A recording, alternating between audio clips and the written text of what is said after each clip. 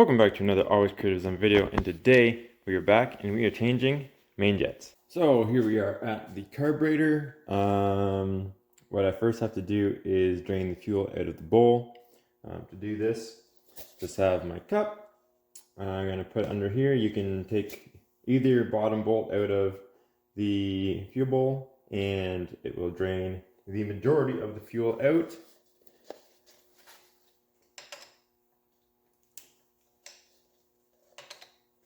I'm lucky because this is a performance intake. It's nice and high, it's easy to get to.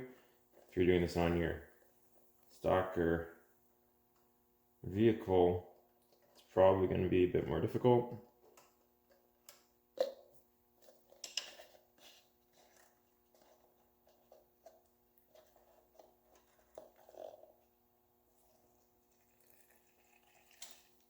You can use mostly anything to catch the fuel.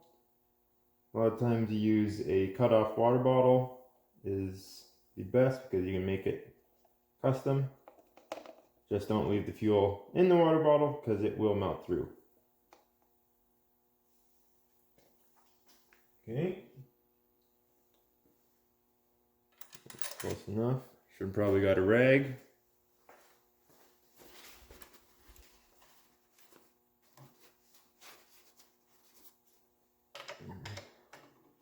Undo the rest.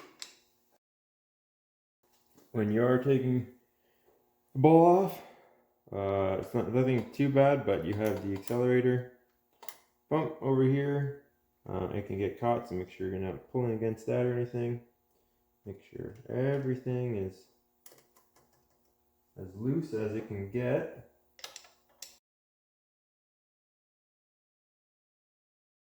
You will get fuel on yourself, it is inevitable.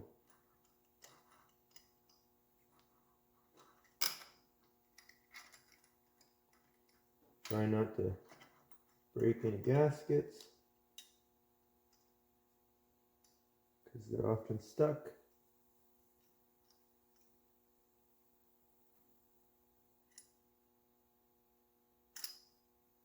There we go. And I'm just going to set that right there. Now, your main jets are right here in your metering block, and then your main jets will be at the bottom. Sometimes they have these extensions in the back. That's often for accelerating. If you're in a standard vehicle, when you take off from the line and drag racing, they're extended at the back so that way they stay in fuel. Or on the street, same thing. Fuel moves around. So I have to, I'm going to take this off. Yeah, I'll take it off. And there's some more fuel because fuel is everywhere all the time. So, wireframe, yeah. So, those are your main jets right at the end, right there. I'll take this over to the bench and take it apart. Okay, so like I said, your main jets are on the end. You should have a proper jet tool. Most people don't, so this is what they use. They use their best flathead screwdriver. Make sure that it is the full width of the slot or as close to as you can, and it is very centered.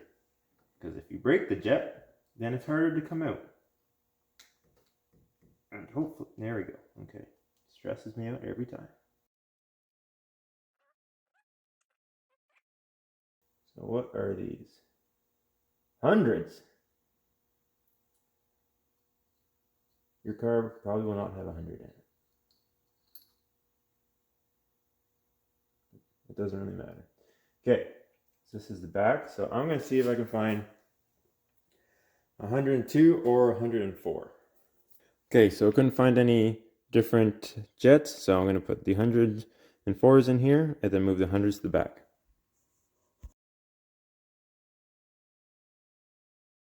Okay, so now they got the jets reinstalled.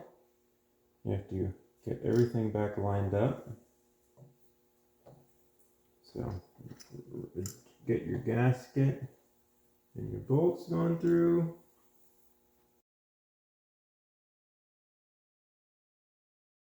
metering block should just kind of sit into its spot.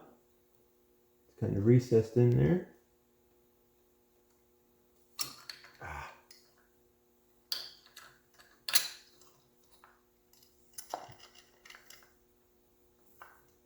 And make sure you get the accelerator pump arm underneath, because if not, then you gotta undo all the bolts again. That's nice and loose. I didn't take the bolts out, so I don't need to figure out where they go again. Again, it should sit in there. You shouldn't be fighting it, especially if it's a Holley. Should just all thread together nice and easy. Once it's on there, put it the rest of the way in. Should have also made sure that the gasket is properly seated and everything, but it's not sticking out anywhere, so I think it's good. And of course, we'll do a fuel pressure check once the front bowl has been changed. So I'll just give you a time lapse of that one.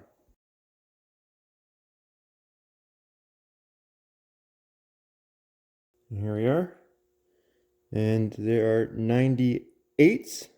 So the front will be going up by 2, and back will be going up by 4. So, but we're getting near 100, so the change isn't that big.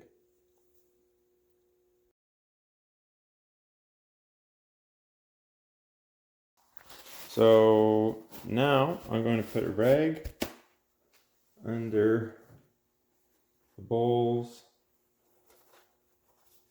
Nice fresh one there.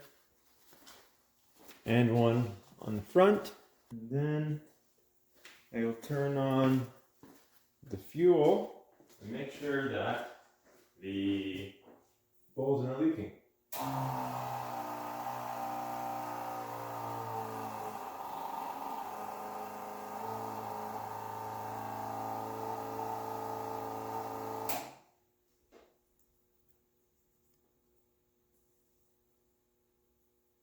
Oh.